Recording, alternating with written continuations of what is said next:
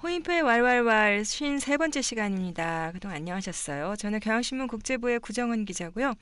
지난주에 예고했던 대로 중국의 18기 오중 전회에 대해서 오늘은 조금 알아보겠습니다.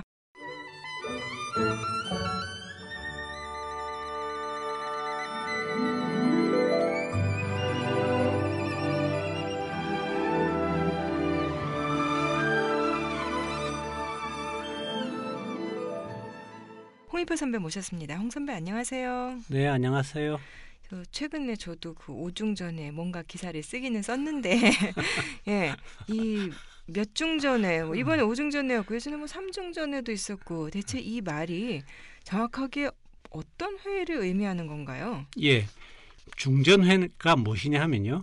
중국 공산당 최고기관이 이제 중국 공산당 중앙위원회지 않습니까? 예? 중앙위원회 전체 회의. 중앙위원회 전체 회의. 그래서 중전회, 그걸 줄여가지고 중전회라고 합니다. 예? 그리고 여기는 이제 중앙위원하고 후보 중앙위원이 모두 모여가지고 중국 공산당의 주요 정책을 결정하는 자리인데요. 예? 그런데 공산당이 사실은 중국의 집권당이고 사실상 유일한 정당이기 때문에 여기서 결정하는 것은 곧 나라의 정책이 될 가능성이 아주 높다. 예. 그러면 18기 오중전이라 그러면 뭐가 되는 거예요? 예, 이건 그러니까 중국 공산당 제18기 중앙위원회 네. 제5차 전체 회의. 그러니까 18기의 5번째 회의다. 그렇죠. 예, 그래서 18기의 중앙위원회의 전체 회의가 열리는데 그게 이번에가 5번째다는 거고요. 예. 이번 오중전에는 보면은 중앙위원이 199명이고 그렇게 많아요? 원래 205명인데 그동안에 그 낙마해가 비리 혐의로 다 쫓겨나가지고 지금 이렇게 줄은 거고요. 예. 원래 정원은 한 205명 정도 됩니다. 네. 199명이고 후보 중앙위원이 그 157명. 그래서 모두 355명이 모였는데 참고로 예. 중앙위원하고 후보 중앙위원하고 무슨 차이가 있는지 아시나요? 후보는 후보겠죠. 후보는 그러면은 후보죠. 이 낙마한 사람들을 이 후보 중앙위원이 메꾸거나 하는 건가요? 그렇습니다. 그런데 그 후보 중앙위원 중에서 후보 중앙위원은 순서가 정해져 있습니다. 뭐냐면 득표 순위. 네. 그러니까 저번에 18차 공산당 전국 대표대회에서 후보 중앙위원들은 그러니까 다 득표 순으로 이런 순서가 쫙 정해져 있습니다. 그래서 예. 거기서 이제 순번대로 올라가는 건데요. 예. 이번에는 3사람이 올라가죠. 그 중에서는 조선족의 김진길이라고 네. 지린성의 정법이 서기도 이번에 이제 중앙위원이 됐는데요. 후보 중앙위원하고 차이가 뭐냐 하면은 예. 후보 중앙위원하고 발언권은 다 있는데 표결권이 후보 중앙위원은 없고 예. 중앙위원은 있습니다. 그런데 이번 같은 경우는 이제 3명이 후보 중앙위원, 그러니까 이번 18기 오중전에서 후보 중앙위원에다가 그 자리에서 중앙위원이 됐지 않습니까? 예. 그리고 후보 중앙위원 자리에다가 일어나가지고 중앙위원 자리로 이제 표결권을 갖는 거예요. 그렇죠. 그럼 이게 참 이 중앙위원 200여 명이 정말 대단한 권력이네요. 파워 엘리트죠. 예. 그래서 이제 이 합쳐서 아까 355명 했지 않습니까?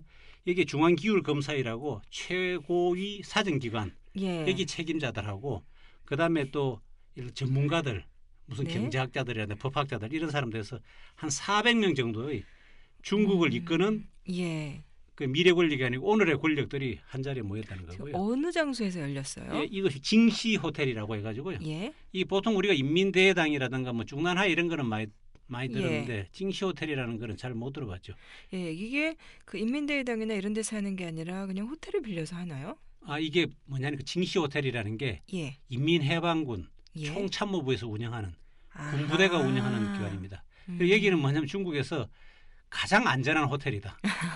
그거 해가지고 여기는 예. 인민대회당 같은 경우는 사실은 외국인도 돈을 내면 얼마든지 들어갈 수가 있는데 예. 징시 호텔은 외국인은 전혀 못 들어간다. 외부인은 못 들어간다. 이렇게 돼 있는 예. 아주 경비가 삼엄한 데인데요. 여기는 또 이제 인원이 400명밖에 안 되기 때문에 예. 여기서 이제 해마다 중앙위 전체 회의는 해마다 징시 호텔에서 열립니다. 아하. 예. 예. 그리고 10월 26일부터 29일까지요. 4일 동안 열렸고요. 예. 지금 이제 아까 말씀드렸다시피 18기지 않습니까? 네. 한 기마다 5년이거든요, 임기가. 예. 그래서 5년 동안에 모두 7번의 중앙위원회 전체 회의가 열립니다. 5년 동안 7번이요? 그렇죠. 그러니까 예. 1년에 어떨 때는 2번, 어떨 때는 1번인데 보통 한 번씩 다 열리죠. 예. 그러니까 여기 잘 이제 이해가 안 되실 텐데 향후 일정을 한번 잠깐 보면요. 예. 이제 올해가 지금 오중전이었지 않습니까? 18기 오중전에. 네. 그러면 내년 10월에 18기 육중전회가 열리고요. 예. 그다음에 후내년 10월인지 11월 정도인지 그거는 예. 아무튼 일자가 이제 2017년에 2017년 10월 정도에 18기 7중전회가 열립니다. 그러면 이제 그것이 18기의 마지막 18기의 마지막 중앙위 전체회의죠. 예.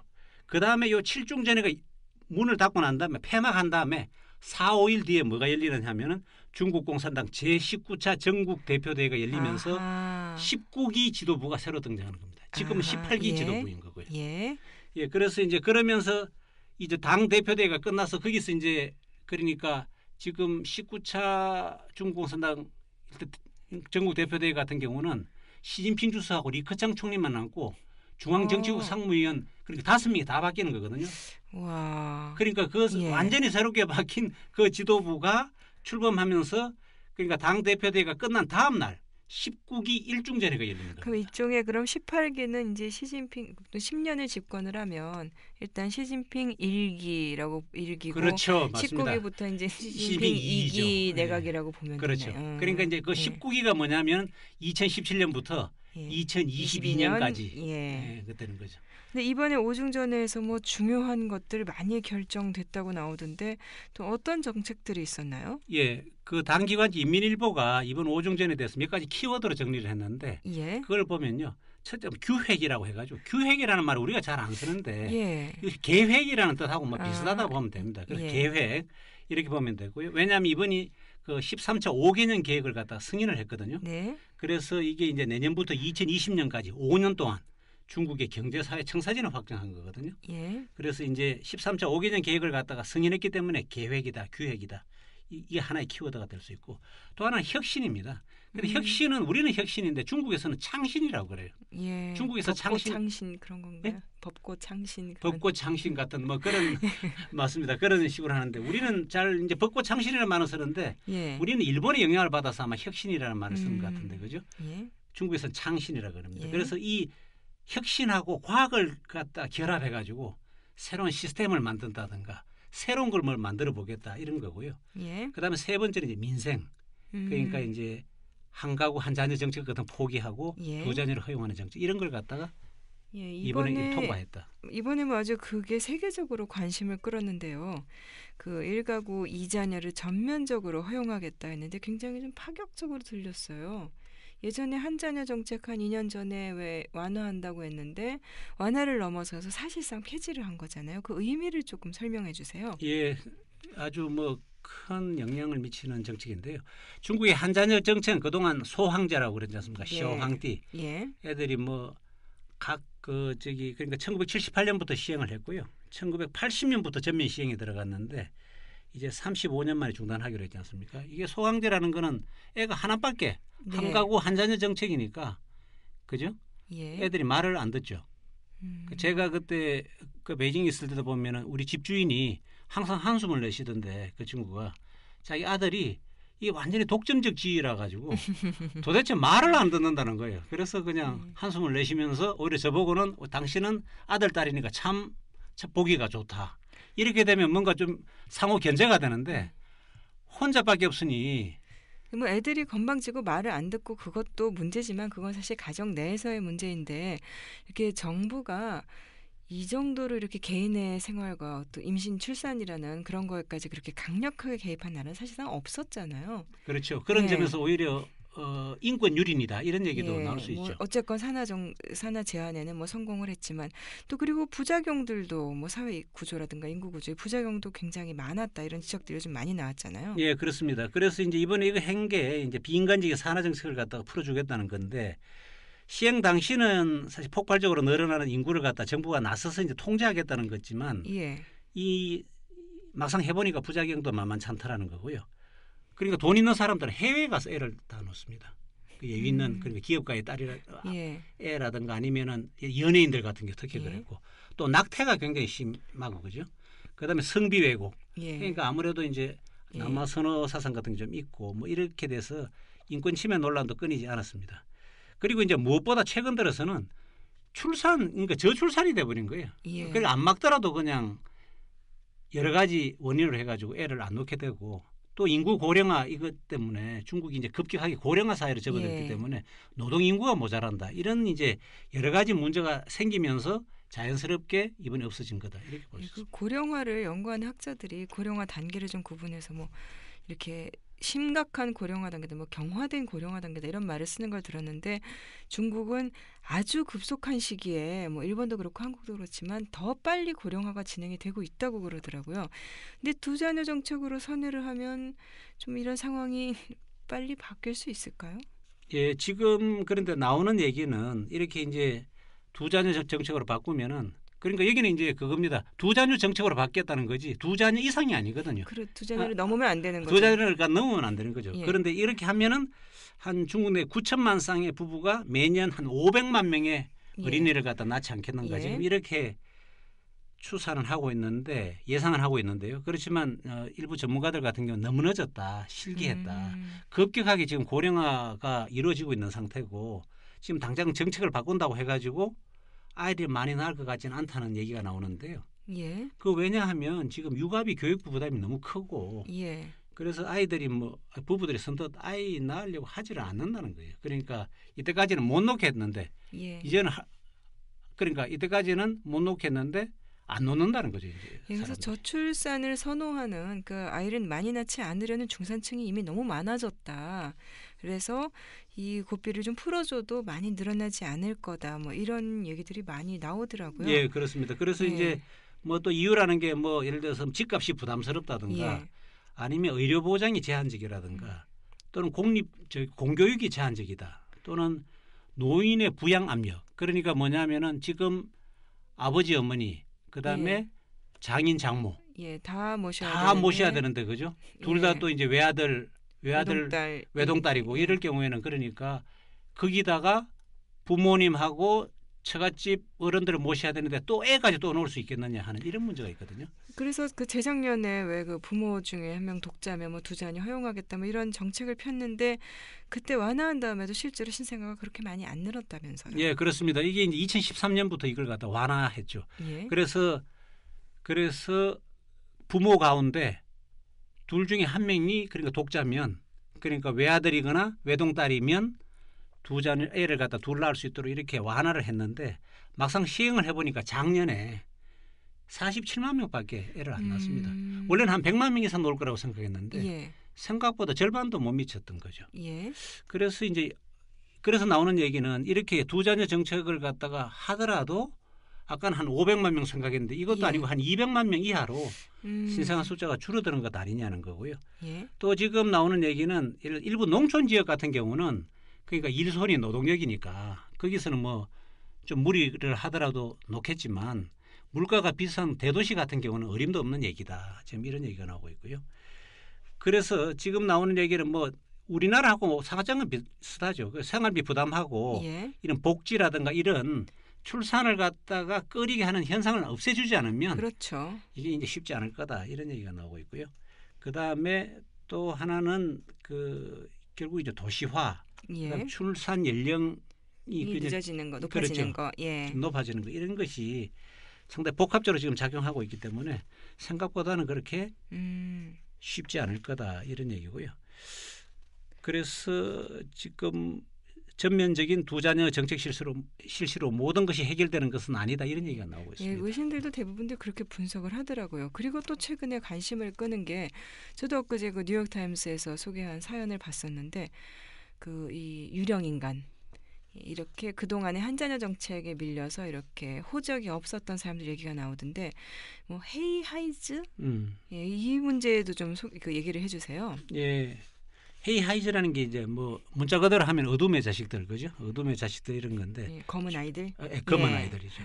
그 2010년 인구 센서스를 갖다 했는데 그때 이제 이 수치가 드러났는데 예. 중국에 이미 1,300만 명이 있습니다. 이 헤이 와, 하이즈라는 게. 그럼 웬만한 작은 나라 숫자만큼의 투명 인간들이 있는 거로군요. 그렇죠. 예. 중국 전체 인구의 1%가 되는 엄청난 규모인데요. 굉장히 많네요. 예. 그래서 이걸 이제 헤이 하이즈라고 하기도 하고 흑호구, 헤이 훅호라고 하기도 하고 예. 그 불법 호구라는 예. 뜻이죠.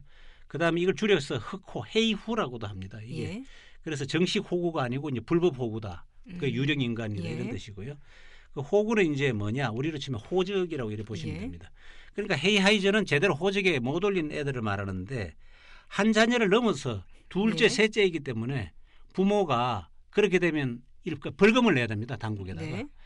그런데 이 벌금이라는 게 이제 정확한 용어로 하면 사회 부양비라는 건데요. 이 사회 부양비를 갖다 낼 형편이 안 되기 때문에 그냥 신고를 안 하고 그냥 키우는 거죠.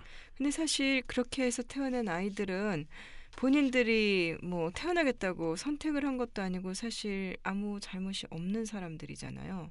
그렇죠. 예. 그래서 이제 사실은 지금 말씀하신 대로 본인도 아무 잘못도 없고 또 부모도 그렇죠. 중국의 합법적인 국민들이지 예. 않습니까? 그런데 마치 지금 불법 이민처럼 지금 완전히 그림자 인생을 살고 있는 건데, 그죠? 유령 네. 인생을 살고 있는데, 그 이제 베이징에 사는 20세 여성을 하나 사례를 보면요. 원래 태어날 때 이제 불법이었는데 뭐냐면 언니가 있으니까 예. 둘째지 않습니까? 예. 그런데 이 당시 벌금을 5천 위안을 내는 거예요. 그런데 이 이제 벌금이라는 게 뭐냐 하면은 정해져 있는 게 아니고 그 사람의 형편에 따라서 소득에 근거해서 예. 뭐 매기는 게 있습니다. 그래서 먼저 번에 그 장애모 감독 예, 그때 감독 좀 애 문제가 하나 낳죠. 됐었죠. 예. 거기는 한 10억 이상의 사회 부양비를 예, 냈습니다. 그런데 결국은 아이가 여럿인데 돈 있는 사람들만 아이를 많이 낳을 수 있는 거 아니야. 그래서 그때 문제가 됐던 걸로 기억을 그렇죠. 하거든요. 예. 그러니까 이제 이 여성 같은 경우는 20세 여성 같은 경우는 5천 위안을 내야 되는데 부모가 못 내니까 호적에 이름을 못 낸 거죠. 예. 그럼 어떻게 되느냐? 학교도 못 가고 멀리 가지도 못하고 비행기도 못 타고 아무것도 못 하는 거죠. 이게 신분증이 없으니까. 예, 참 어떻게 보면은 참 말이 안 되는 현실인 것 그렇죠. 같아요. 그래서 예. 결혼해서 애 낳기도 어렵고 자 이렇게 되는데 그러면 병이 나면 어떻게 되느냐? 언니 의료보험 카드 들고 병원에 가는 거고요.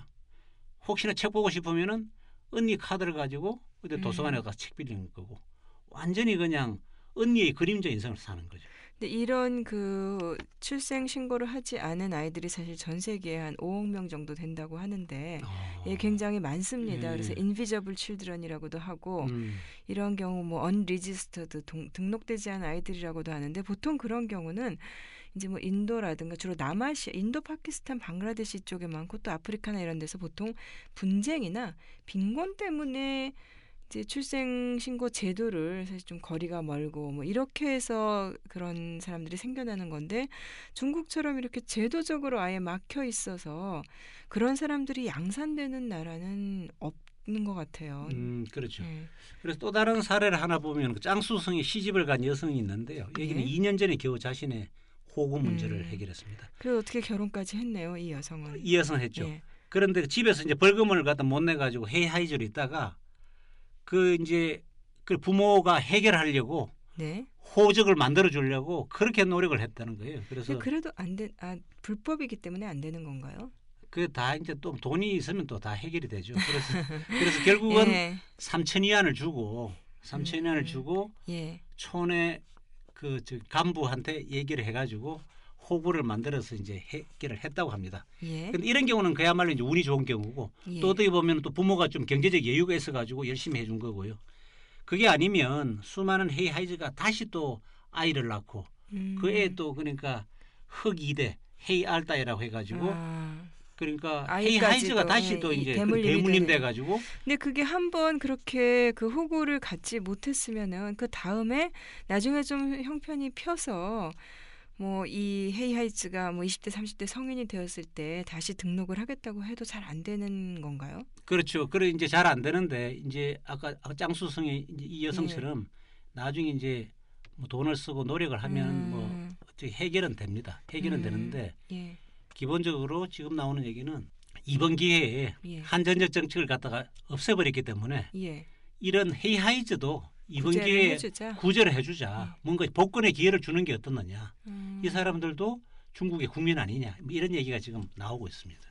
예, 그 너무 사실 좀 당연한 얘기인 것 같은데 그리고 왜 이런 일 때문에 뭐 아이를 뭐 다른 사람들한테 판다든가 뭐 그런 일들도 종종 그 뉴스에 나오잖아요. 중국 소식에. 그렇습니다. 예. 이 눈물겨운 사연들이 많은데요.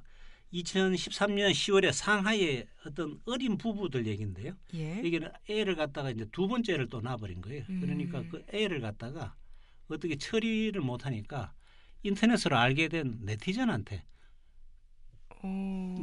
그냥 공짜로 준 거예요, 그냥. 아유.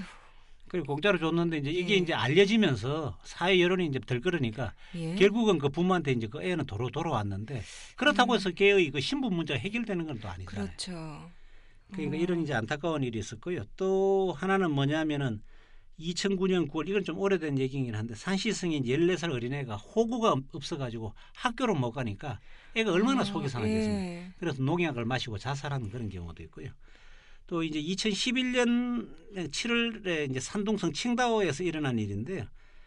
애한테 호구를 못 해주니까 아버지가 자기 몸을 갖다 팔아가지고 그리고 일을 대신해 준다 노예 해가지고 노동처럼. 노예처럼 일하겠다. 그래서 15만 위안만 달라. 그럼 내가 5년 동안을 노예처럼 일하겠다. 이렇게 얘기하는 사람도 있고요. 그래서 이런 일들이 참 비일비재한 겁니다. 이게. 예, 뭐 어떻게든 이런 사람들의 존재가 사실 그 미국에서는 그 불법 이주자라는 표현도 쓰지 않는 게 사람의 존재가 불법일 수 없다. 그렇죠. 예. 그래서 그 예를 들면 버락 오바마 정부 같은 경우는 미등록 이주자라는 표현을 쓰고 있고 그 AP통신은 일리걸 이미그런트라는 표현을 쓰지 않겠다. 사람이 어떻게 불법일 수가 있느냐. 그 사람이 이곳에 옮겨와서 존재하는 것이 그렇지. 참 안타까운 사연들이네요. 다시 그 오중전의 얘기로 돌아가서 이번에 전면적인 샤오캉 사회 건설 이런 목표를 확정했다 그러는데 이건 어떤 의미가 있는 건가요? 예. 그 이번 오중전에는 이제 아까 말씀드린 제15차 5개년 계획 13차. 13차 예. 5개년 계획 그러니까 13오 규획이라는 걸 갖다가 심의 예. 통과를 시켰습니다. 예. 이걸 이제 2016년부터 예. 2020년까지 5년 동안에 중국의 경제 사회 미래 청사진 목표를 내세운 건데요. 예. 이것은 이제 현 정부 시진핑 정부가 출범한 이후 첫 5개년 계획입니다. 그 중국이 매우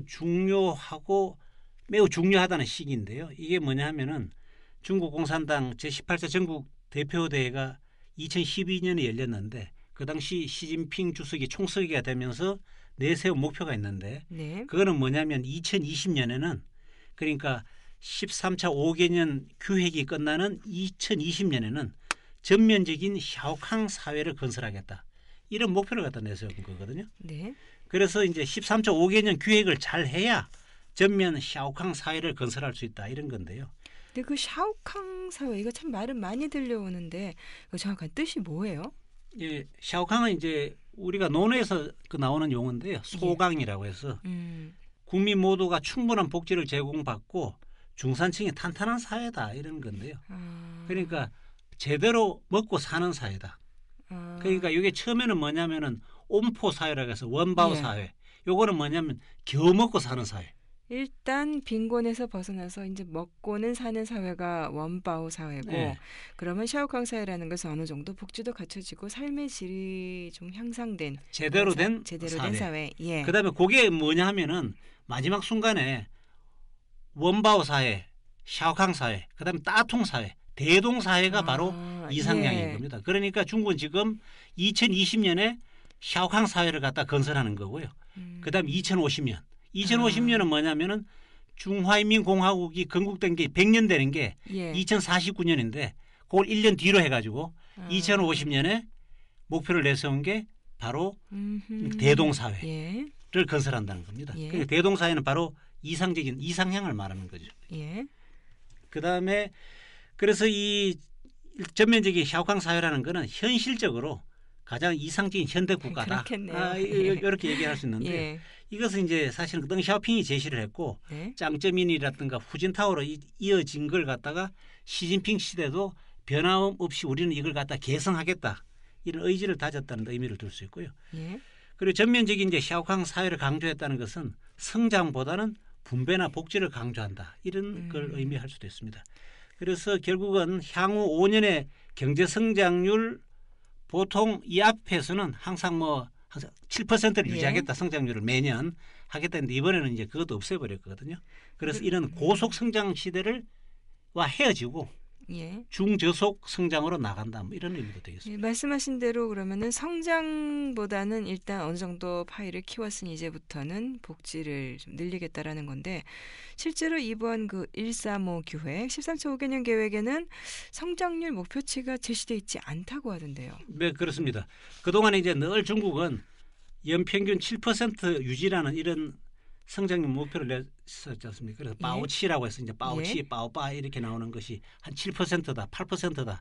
이 정도는 이제 항상 유지를 했는데 이번 이걸 명시하지 않았습니다. 왜냐하면 아까도 말씀드렸지만 무분별한 고속 성장보다는 질이 뛰어난 그러니까 네. 중저속 성장을 하자 이런 의미라고 볼 수 있는데요.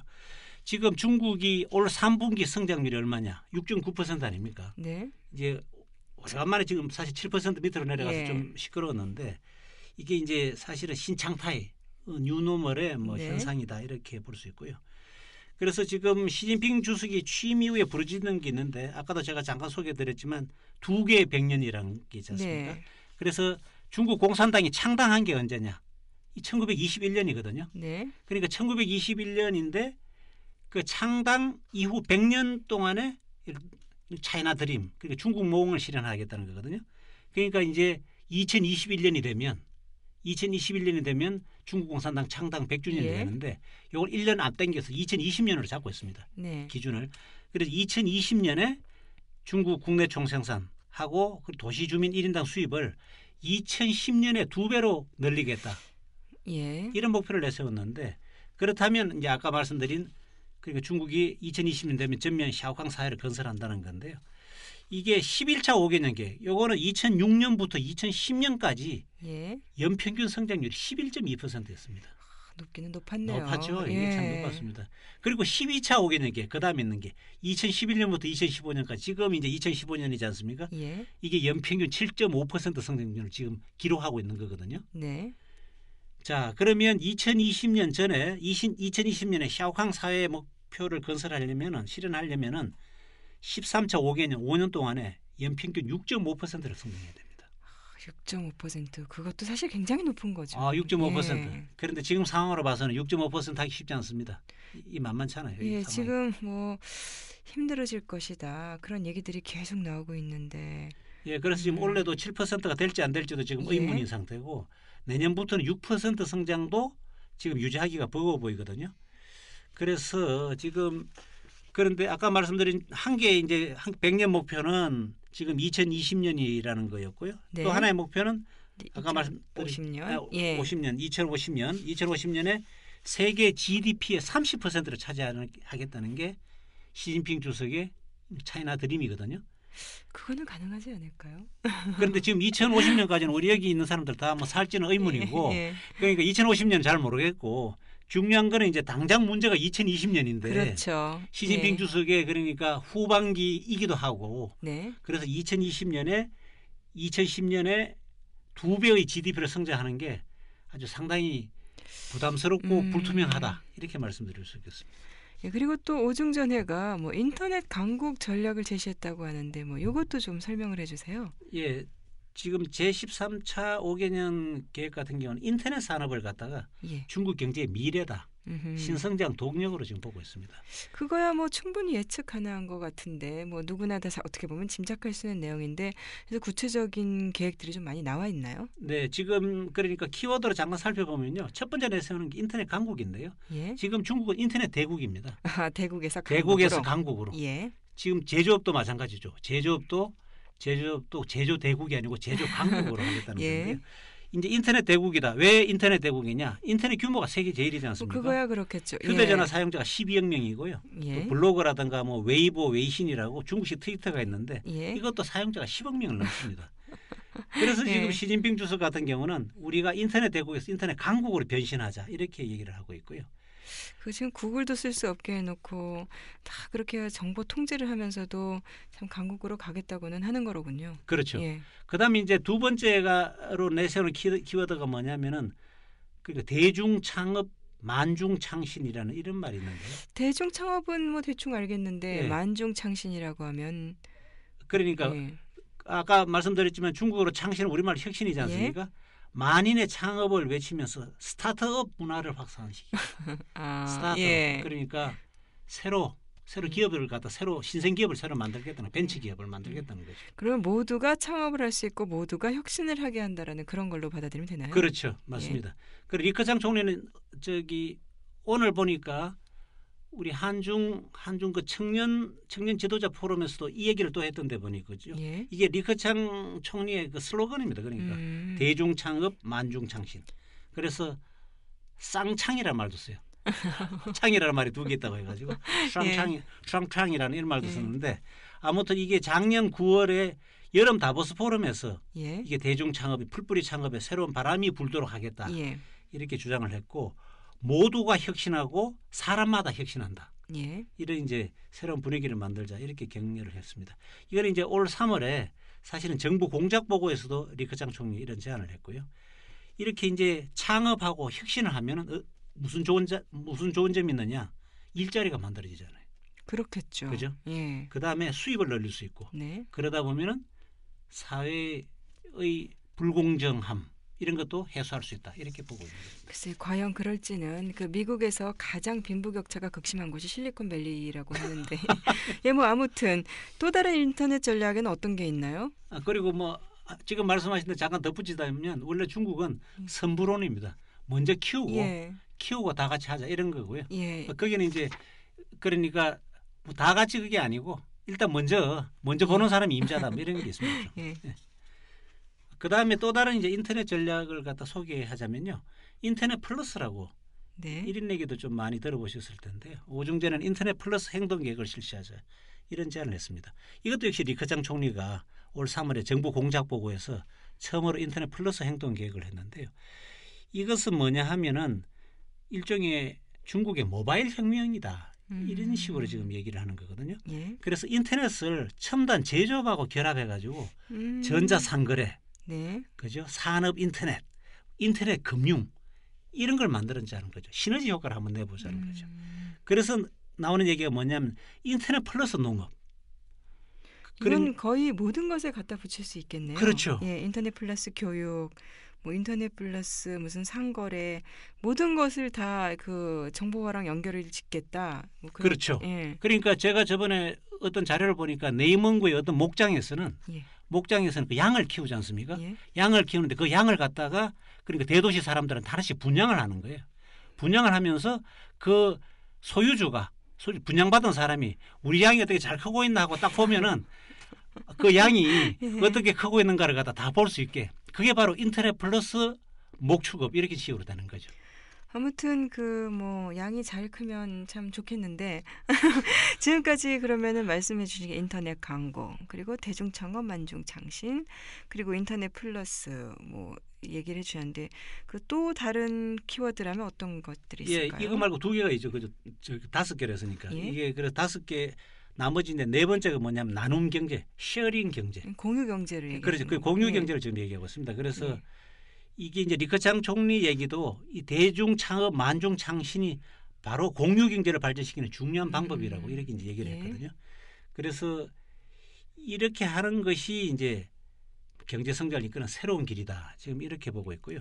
그래서 창업 형식 같은 것이 이제 공유하고 협력 모델을 통해 가지고 문턱을 낮추면은 원가 적게 들고 속도는 더욱 빠르게 된다 이런 거고요.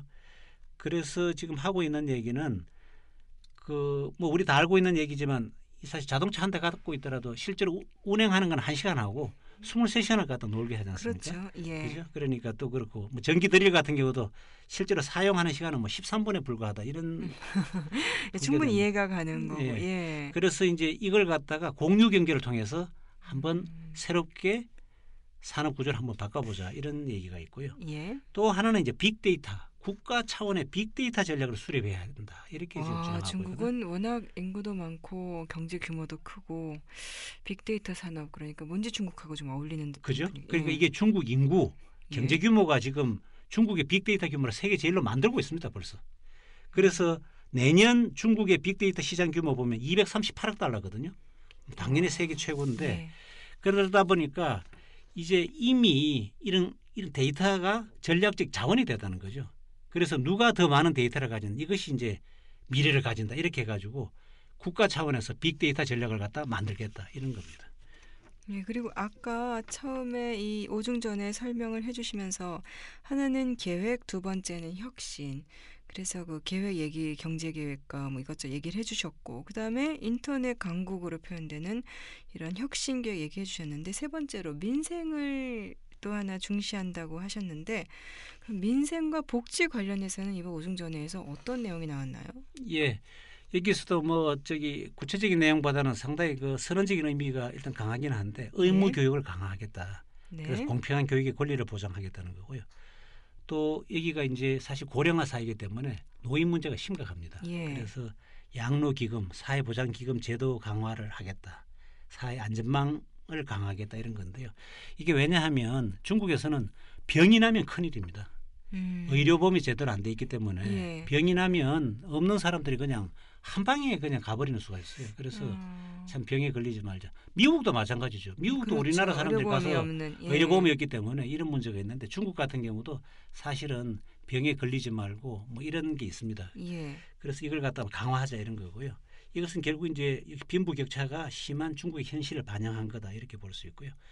또 결국 이렇게 복지를 강화하는 것이 그것이 전면적인 샤오강사의 그렇죠. 건설, 예. 물질적 기반인 거죠. 그래서 이런 의료, 교육, 보험 산업의 고도화를 추구하겠다. 이것이 이제 중국 당국의 의지고요. 간단히 이제 요약을 하자면 성장보다는 복지와 분배의 방점이 찍힌 이런 정책으로 나가겠다. 중국 당국은 이런 예. 의지를 보여준 거고요. 그래서 중국 경제도 이제는 가파른 고속 성장이 아니고 중저속 성장을 하면서 내실을 다지겠다. 이렇게 정리를 할 수 있겠습니다. 예, 지금까지 그 오중전의 내용 아주 굉장히 꼼꼼하게 설명을 듣고 보니 정말 참 중요한 회의였구나라는 생각이 드는데 다음 시간에 어떤 내용 다뤄주실 건가요? 예, 저번에 그 애청자분이 아이디어를 주셨는데요. 중국과 베트남 관계를 한번.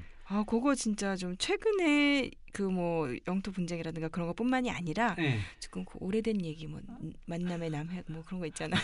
맹액. 맹액. 예, 또 그런 또 그러니까 맹액은 해당이 안 됩니다. 맹액은 지금 중국이 운남성이. 운남성. 아무튼 예. 알겠습니다. 아무튼 우리 또 지금 최근엔 그 현대 상황 많이 몇 주 동안 이야기를 해봤으니까 이제 또 다시 한번 또 역사를 거슬러 올라갈 때가 된 것 같아요. 또 이제 또 수천 년 전. 예, 그럼 다음 시간에 더욱더 재미있고 알찬 내용으로 찾아뵙겠습니다. 선생님 수고 많으셨습니다. 네, 부차장도 수고 많았습니다.